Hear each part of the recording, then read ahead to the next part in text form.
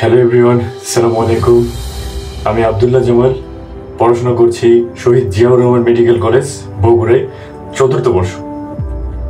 আমি এই মুহূর্তে যখন ভিডিওটা তৈরি করছি তখন রাত 1:20, 28 এপ্রিল 2025।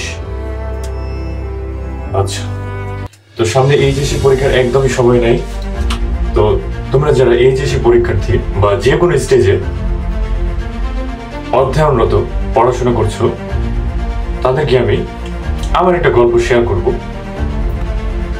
আমি এইচএসসি পরীক্ষার্থী যখন ছিলাম, আমি 2021 সালের ক্যান্ডিডেট ছিলাম।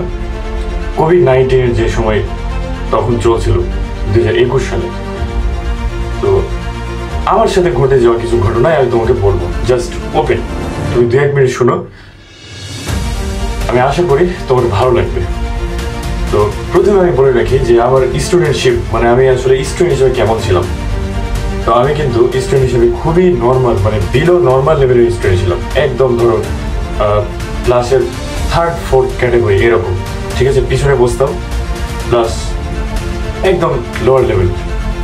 তো সেখান থেকে আমার কিভাবে আমি যতটুকুই আসছি কিভাবে করলাম। তো আমাদের যে সময় কোভিড-19 সময়টা চলছিল, তো সেটা ছিল টার্নিং পয়েন্ট আমার লাইফে। সেকেন্ড ইয়ারে আর কি, তখন আমরা সেকেন্ড ইয়ারে ছিলাম। তো এই সময় কি হলো, স্কুল কলেজ সকল অফলাইন টিউশনি।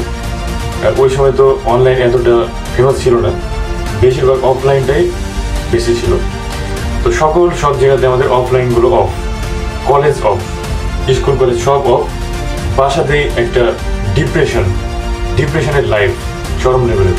এবং এইচএসসি লাইফে যারা থাকে তাদের প্রত্যেকেরই কিন্তু লাইফে ডিপ্রেশন একটা পার্ট থাকে, ঠিক আছে। এটাকে কিন্তু ওভারকাম করে এগিয়ে যেতে হবে। তো আমি জাস্ট রাত জেগে পড়তাম, আমি প্রচুর পরিমাণে রাত জেগে পড়তে অভ্যস্ত ছিলাম, এখনো রাত জেগে পড়াশোনা করি।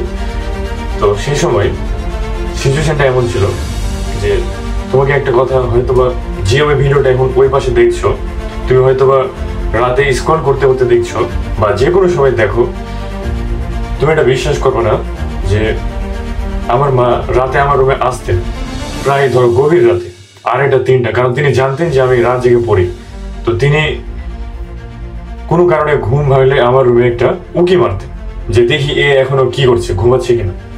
তো তিনি যখন আমাকে দেখতেন যে আমি এখনো ঘুমাইনি, তো তিনি বাসার মেন সুইচটা অফ করে দিতেন, মেন সুইচটা টাচ করে অফ।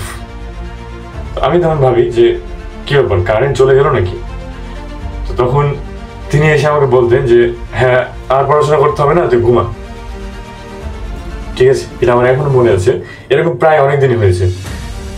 তো তুমি এই লেভেলের সিচুয়েশন তোমার বাসাতে যখন ক্রিয়েট করতে পারবা যে হ্যাঁ, তারা তোমার পাগলামি দেখে নিজেরাই বিরক্ত যে এত পড়াশোনা করে নাকি, মেন সুইচ অফ করতে যেন বাধ্য হয়, তুমি যেন সেই লেভেলে পড়াশোনা করো।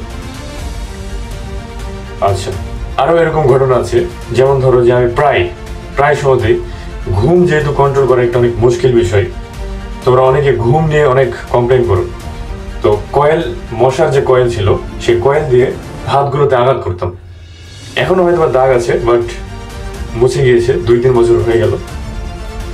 কয়েল দিয়ে আমি হাতে আঘাত করতাম যেন আমার ঘুম না পাই, আমি যেন আবার সজাগ হয়ে যাই। আমি প্রায় সময় হাতে কয়েল দিয়ে আঘাত করতাম।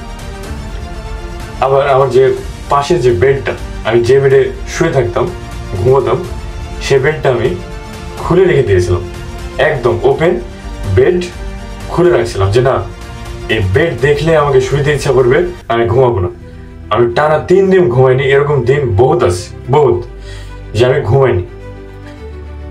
তো দেখো, আলটিমেটলি অনেক বিলো নর্মাল স্টুডেন্ট হওয়ার পরও আমি কিন্তু একটা মোটামুটি জায়গায় এসছি। এর কারণ স্বরূপ তুমি বলতে পারো যে ওই পড়াশোনাগুলোই। কারণ কি ভাই, দেখো, প্রকৃতি কারোর সাথে বেয়াদবি করে না। তুমি দেখবা এমনও সম্ভব যে তুমি অনেক বেশি পরিশ্রম করে, ধর একটা বোর্ড পরীক্ষায় একটা পরীক্ষা খারাপ হয়ে গেল, তো তারপরে দেখবা যে তুমি যদি অনেক পরিশ্রম করে এক্সামটা খারাপ দাও, তো প্রকৃতি তোমার সাথে বেয়াদবি করবে না।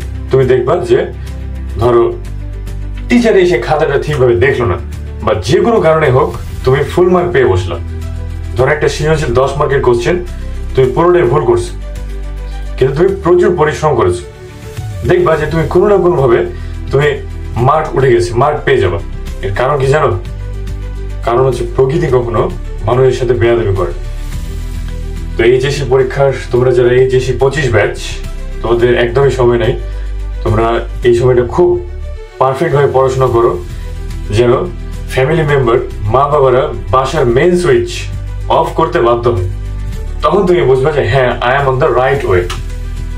তো সবার ভালো হোক এই বলে আমি তোমাদের সকলের ভালো কামনা করছি। দেখা হবে পরবর্তী ভিডিও।